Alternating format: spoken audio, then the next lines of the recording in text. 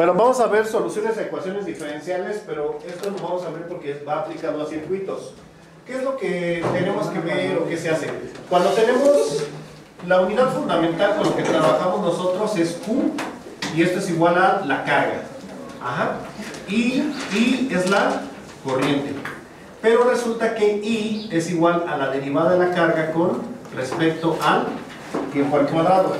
¿Quién trabaja con la carga?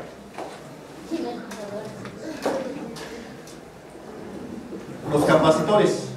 ¿Quién trabaja con la resistencia? Perdón, con la con la corriente. Las resistencias. Las resistencias.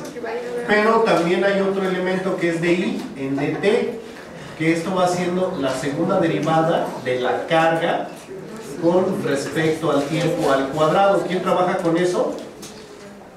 ¿Quién trabaja con eso? Los inductores. Los inductores. Entonces, cuando nada más tenemos estos dos, podemos hacer una integración directa. Cuando tenemos estos dos, también podemos hacer una integración directa. Pero cuando ya tenemos que trabajar con todos estos elementos, no se puede hacer una integración directa. Porque ya se presenta un fenómeno que vamos a ver que se llama resonancia. ¿En qué consiste la resonancia?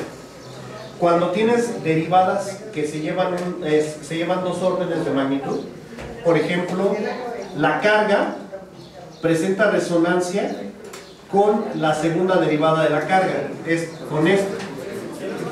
Este es a lo que nosotros llamamos U doble prima. Presenta resonancia.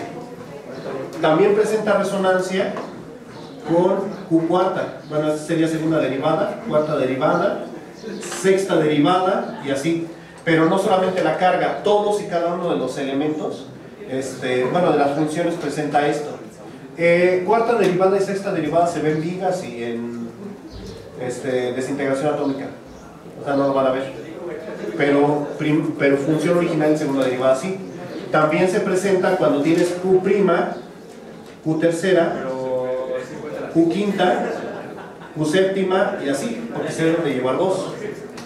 Y resulta que si tengo puras de estas, el elemento no se frenaría. En cuanto tengo una de estas, se frena. O al revés, si tengo puras de estas, el elemento no se frena. Y en cuanto tengo una de estas, sí se frena. Deben de haber, en cuanto hay pares e impares, los elementos se frenan. Esto se presenta, por ejemplo, la aceleración es igual a ¿qué? Bueno, la velocidad es igual a ¿qué? La derivada de la distancia con respecto al tiempo. La aceleración es igual a la segunda derivada de la distancia con respecto al tiempo al cuadrado.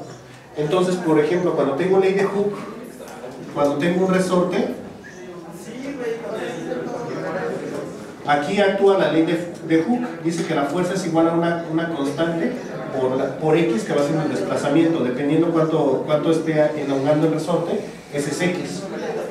Y esto es igual a una fuerza, y la fuerza es igual a la masa por aceleración. Y si lo pongo de esta otra manera, entonces es igual a la masa por la segunda derivada con respecto al tiempo al cuadrado. Entonces tengo la posición y tengo la segunda derivada de la posición. Y estos resortes se mantendrían infinitamente si no existiera otro elemento que lo frene, que ese elemento es la fricción. Y la fricción trabaja con la primera derivada. Lo mismo pasa aquí. Si yo tengo un capacitor y un inductor, la corriente se pasaría correteándose pasaría moviéndose del capacitor al inductor infinitamente. Si no existiera la resistencia. La resistencia es el equivalente a la fricción en un resorte. De hecho, matemáticamente una masa con un resorte y un circuito son matemáticamente el mismo objeto. Ajá. Y entonces por eso vienen los métodos para solucionar ecuaciones diferenciales que involucran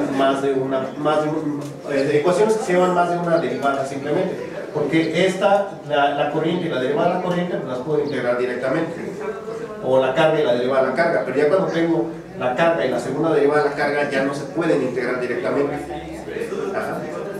Otra cosa que tienen que saber es que cuando tengo una primera derivada, cuando tengo funciones así, la primera derivada y la función original, normalmente cuando voy a integrar obtengo cosas de este estilo. Una exponencial que desciende negativamente, así. Y ya lo habíamos visto, o al revés, que aumenta exponencialmente negativo, así. Ajá. Cuando tengo una segunda derivada, y esto, la gráfica que voy a obtener, ese es el cero, es un seno coseno, van oscilando. Y cuando tengo todos los elementos, segunda derivada, primera derivada y función original, lo que voy a obtener es la exponencial negativa en ambos lados y el seno o coseno oscilando hasta que esto se frene.